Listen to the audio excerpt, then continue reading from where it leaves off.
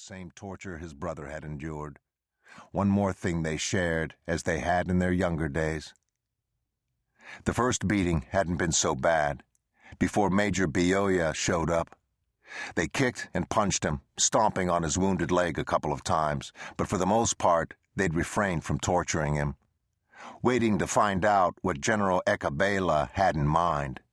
The general had sent Bioya. The majority of the rebels were military trained, and many had at one time been of high rank in the government or military, until one of the many coups, and now they were growing marijuana and wreaking havoc, raiding smaller towns and killing everyone who dared to oppose them, or had the farms or land the rebels wanted. No one dared cross into their territory without permission. They were skilled with weapons and in guerrilla warfare, and they liked to torture and kill. They had a taste for it now, and the power drove them to continue. Even the UN avoided the area. If they did try to bring medicine and supplies to the villages, the rebels robbed them. Jack opened his eyes enough to look down at his bare chest, where Major Feehan Bioya had carved his name. Blood dripped, and flies and other biting insects congregated for the feast. It wasn't the worst of the tortures by any means, or the most humiliating.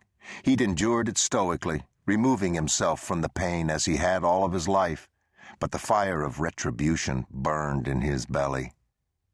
Rage ran cold and deep, like a turbulent river hidden beneath the calm surface of his expressionless face.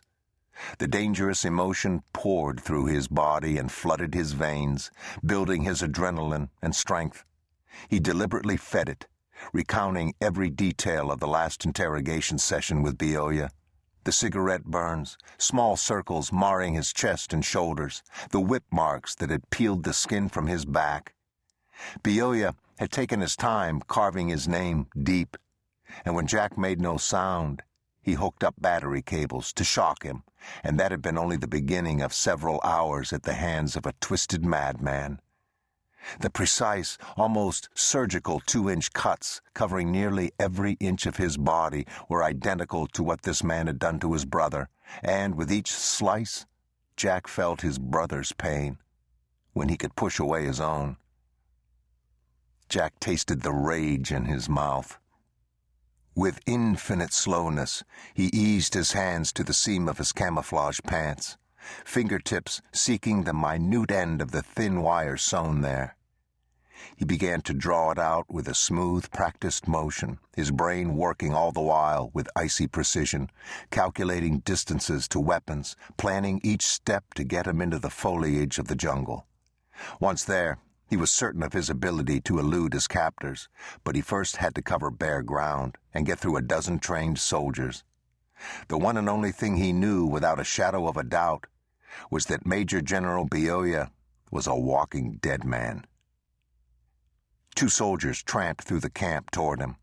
Jack felt the coil inside of him winding tighter and tighter. It was now or never.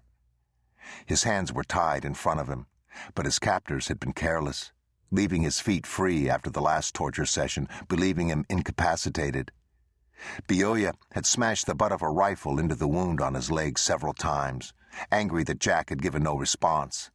Jack had learned at a very young age never to make a sound, to go somewhere far away in his head and separate mind from body. But men like Bioya couldn't conceive of that possibility. Some men couldn't break, even with drugs in their system and pain racking their bodies. A hand bunched in Jack's hair and yanked hard to bring his head up. Ice-cold water splashed in his face, ran down his chest into the wounds. The second soldier rubbed a paste of salt and burning leaves into the wounds as both laughed. "Major wants his name to show up nice and pretty," one said tauntingly in his native tongue. He leaned down to peer into Jack's eyes. He must have seen death there, the cold rage, the icy determination. He gasped, but was a heartbeat too slow in trying to jerk away. Jack moved fast, a speeding blur of his hands as he looped thin wire around the rebel's neck, dragging him backward off balance, using him as a shield as the other soldier jerked up his gun and fired. The bullet slammed into the first rebel and drove Jack back.